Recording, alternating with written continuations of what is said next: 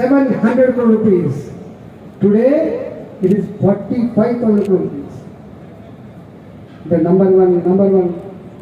Apollo number one. Liquor consumption number one. Liquor తాగి చనిపోయిన number one. అయినా ఈ రాష్ట్రంలోనే ఈ అనమని ఈ డిస్పారిటీ అయిపోయిందో దాన్ని అంతమందించడానికి నేను ఫైటర్ని కాబట్టి, నేను పోరాటం చేసి వచ్చింది కాబట్టి మీ తరఫున దాని గురించి ఫైట్ చేస్తా అని చెప్పి మాటిస్తున్నాను.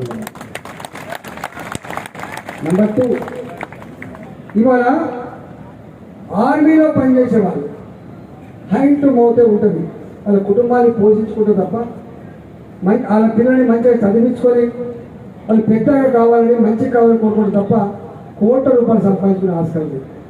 ఇవన్నీ అంటున్నా, కేసీఆర్ గారు 1 ఎకరం 100 కోట్లకు అమ్ముడుపోతుందని చెప్పి గర్వంగా టీవీలలో చూపిస్తారు.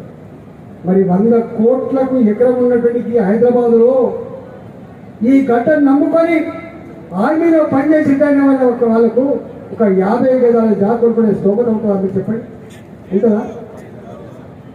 మరి ఇలా స్టేట్ గవర్నమెంట్లో పనిచేసే ఉద్యోగులు కావచ్చు, అప్పుడప్పుడు కేంద్ర కళ్ళ ముందు కనపడ్డ అనేక అంశాలు ఏవైతున్నాయో మిమ్మల్ని అందరినీ ఇక్కడికి తీసుకొచ్చేట్టుగా నేను భావిస్తా ఉన్నాను.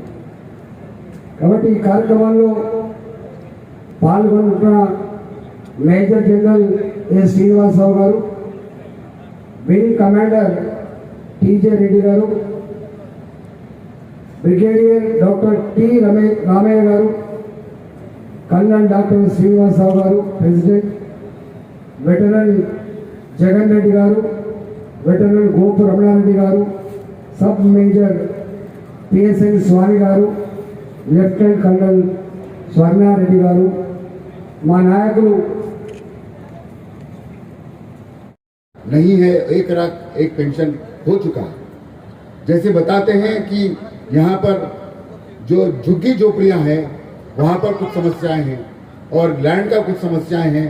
मैं उस पर पूरी भरपूर कोशिश करूँगा और उस समस्याओं का समाधान मैं निकालूंगा.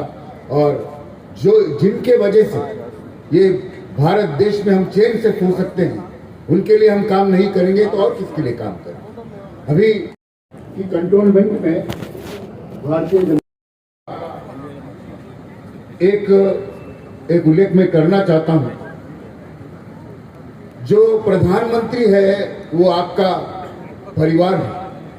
दीपावली के दिन श्री मोदी जी खुद आपके पास आकर के वो दीपावली मनाते हैं. सो भारत मोदी का परिवार जब बोलते हैं तो सबसे पहले परिवार होता है हमारे सेनानियों का. तो मोदी जी का परिवार है.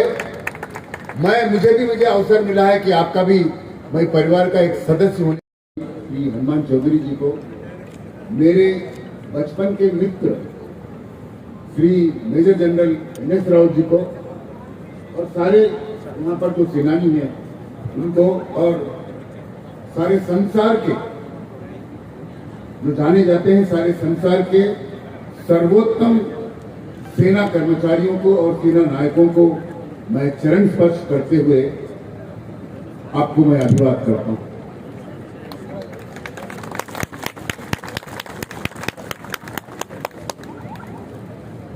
परिस्थितियों में आज देश को कौन सा नेता चाहिए, किस प्रकार की सरकार हमें जरूरत है.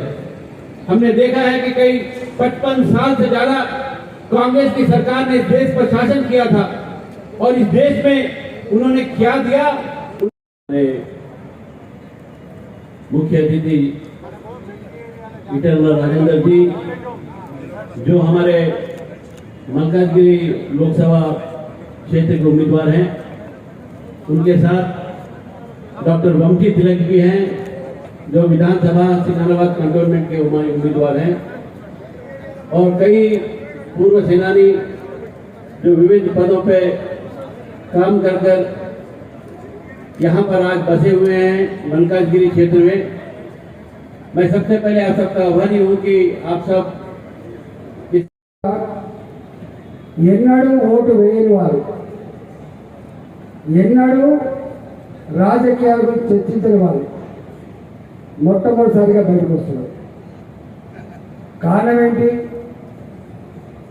ఇంత గొప్పగా పాలకులు ఉంటారని నాయకులు ఉంటారని చెప్పి మేము భావించలేదు.